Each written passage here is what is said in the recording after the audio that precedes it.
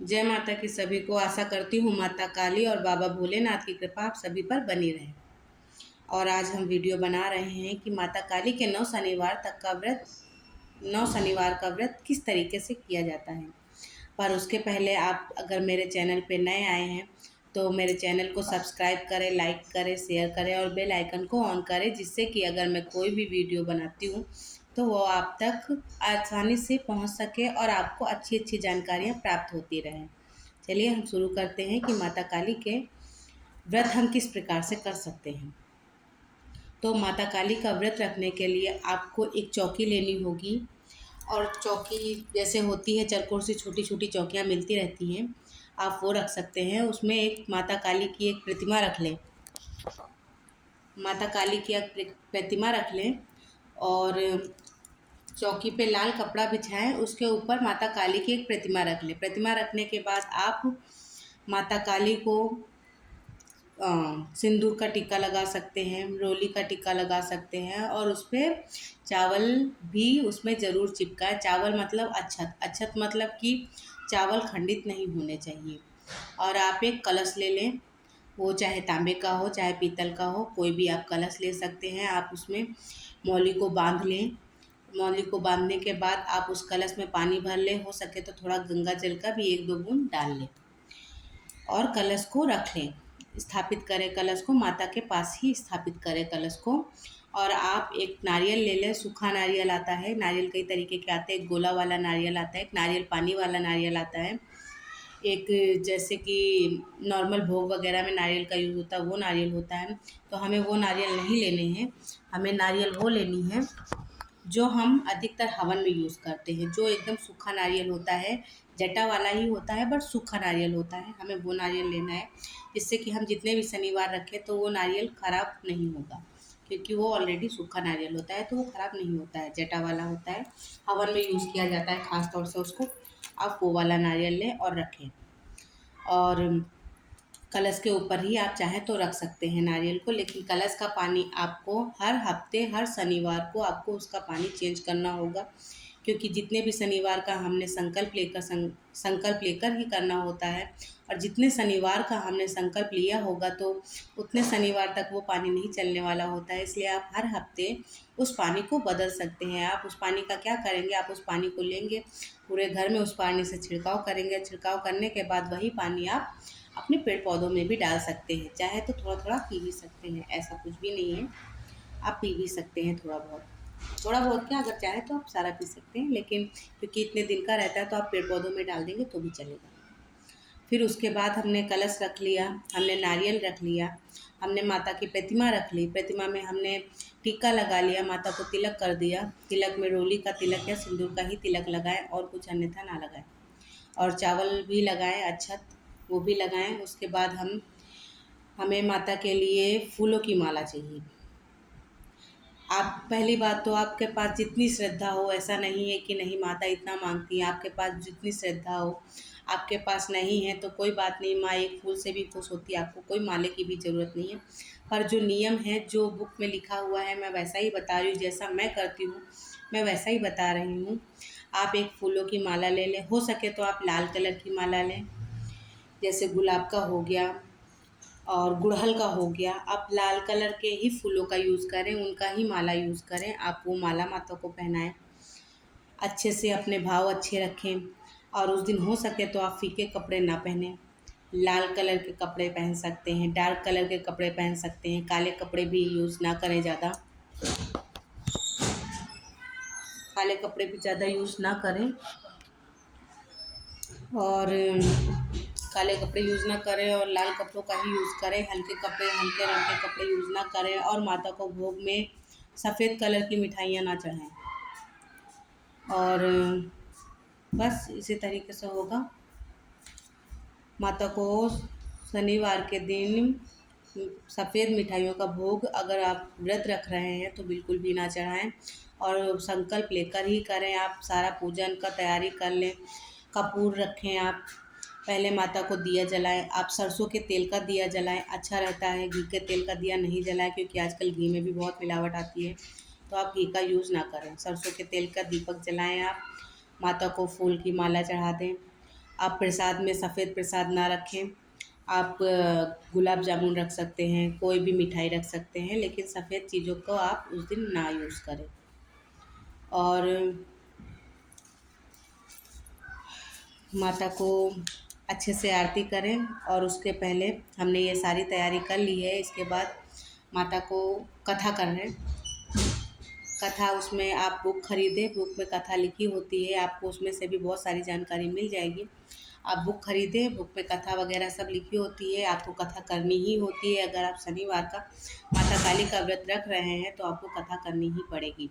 आप संकल्प लें। संकल्प को आप किस तरीके से लेंगे? आप अपने हाथ में पानी लेंगे, उसमें चावल अक्षत डालेंगे। चावल मतलब खंडित चावल नहीं होना चाहिए, चावल रखेंगे, पानी लेंगे, और पानी लेकर आप माँ के सामने संकल्प लेंगे कि माँ, हम मेरा नाम ये है, मैं इस लिए किस लिए आपको ये भी बताना होगा कि आप वो व्रत किस लिए करना चाह रहे हो।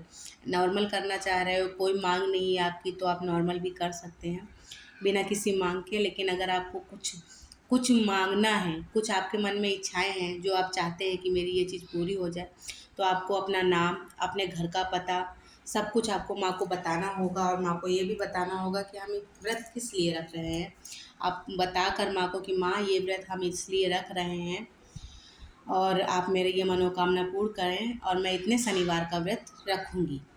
आप उतने शनिवार का व्रत रखें, और माँ का संकल्प आपको मैंने बता दिया है किस तरीके से लेना है। चावल लेना है, पानी लेना है, और आपको अपना घर का नाम, पता, सब कुछ बता के आपको माता को बता देना है कि मैं इसलिए रख रही हूँ। ठीक है? इसके बाद जब हमारे सारे शनिवार कंप्लीट हो जाते हैं, जितने भी शनिवार का हमने संकल्प लिया है, 11, 9, 21, 51, 31, 41, जितने भी शनिवार का हमने संकल्प लिया है, अगर वो पूरा हो जाता है तो उसके बाद हमें उद्यापन करना होता है। उद्यापन में हमें क्या करना होता है? उद्यापन में हम 9 कन्याओं को बुलाएंगे। आप चाहो तो ज़्यादा भी कन्याओं को बुला सकते हो, ऐसा नहीं है। जितने भी कन्याओं चाहें, जितने भी आपको कन्या मिल जाए, आप उतने बुला सकते हो। अगर आपकी तरफ कन्या नहीं मिलती है तो आप 5 कन्याओं को भी भोजन करा सकते हैं। अगर आपको वो भी नहीं मिलती, आपकी तरफ एक भी कन्या नहीं मिलती है, तो आप उसके लिए आप घर में ही, आप घर में माता का प्रसाद बनाएं। प्रसाद में क्या बनाएंगे आप हलवा बना लें, चना बना लें, पूड़ी बना लें, केले रख लें, और दक्षिणा रख लें। अगर आपके आसपास कोई भी कन्या नहीं मिलती है तो आप ये सारा जाकर माँ के मंदिर में, अगर आसपास माँ का, काली माता का मंदिर हो, तो आप वहाँ पे जाकर चढ़ाएं, और प्रसाद के रूप में सबको बांट दें। और जिनको भी बांटें उनको उसी के हिसाब से आप 5 रुपये, 10 रुपये, 1 रुपये, जो दक्षिणा आपसे हो सके आप उनको वो दक्षिणा भी दें। और अगर घर में कर रहे हैं, अगर कन्याएं मिल जाती हैं तो बहुत अच्छी बात है कि हमारे घर में माता जी आके खाएंगे, हम माता जी को घर में भोग लगाएंगे, तो बहुत ही अच्छा रहेगा। अगर मिल जाती हैं कन्याएं तो आप घर में भोग लगाइए। आप हलवा का भोग लगाइए, चने का भोग लगाइए। उद्यापन में सभी कुछ बनेगा, हलवा, चना, पूड़ी, सब्जी।